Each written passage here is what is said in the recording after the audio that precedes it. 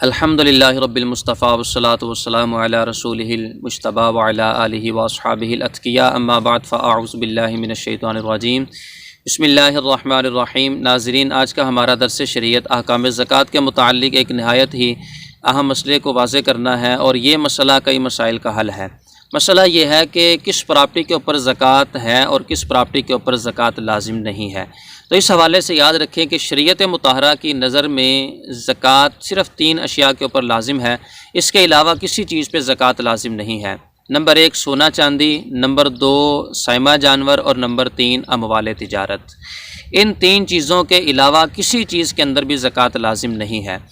تو یہ جو پراپرٹی کا معاملہ ہے، اس میں 2 صورتیں بنتی ہیں۔ اگر تو اس بندے نے پراپرٹی کو لیا ہی آگے سیل کرنے کی نیت سے ہے، وہ چاہے مکان ہو، دکان ہو، پلاٹس ہوں، پلازے ہوں، یا جو کچھ بھی اس طرح کی اشیاء ہوں، اگر لیا ہی اس کو آگے سیل کرنے کی نیت سے ہے تو ایسی صورت کے اندر یہ اموال تجارت میں ہے، اور اس کی جو کل رقم ہوگی اس کے اوپر شرعی اعتبار سے 2.5% کے حساب سے زکوٰۃ ادا کرنا یہ لازم ہوگا۔ اور اگر اس بندے نے پراپرٹی کو اس نیت سے نہیں لیا بلکہ اپنی رہائش بنانے کے لیے، یا اس کو کرائے کے اوپر چڑھانے کے لیے، یا اس کو ٹھیکے کے اوپر دینے کے لیے اس بندے نے پراپرٹی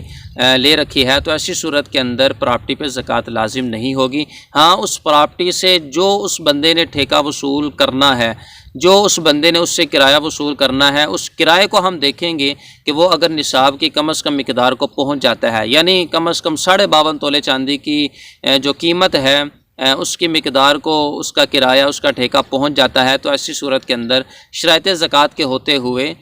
اس کرائے کے اوپر، اس ٹھیکے سے حاصل ہونے والے مال کے اوپر شرعی اعتبار سے 2.5% کے حساب سے زکوٰۃ لازم ہوگی۔ اور زکوٰۃ نکالتے وقت اس چیز کو بھی ہم دیکھیں گے کہ کرائے کے علاوہ یا اس بندے کے پاس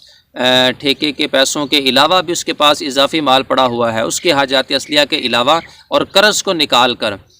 جو بھی اس بندے کے پاس اضافی مال ہوگا، سونا چاندی میں سے ہو یا اموال تجارت میں سے ہو یا اس طرح کے کرائے میں سے ہو، تو کل مال کے اوپر 2.5% کے حساب سے وہ بندہ زکوٰۃ ادا کرے گا۔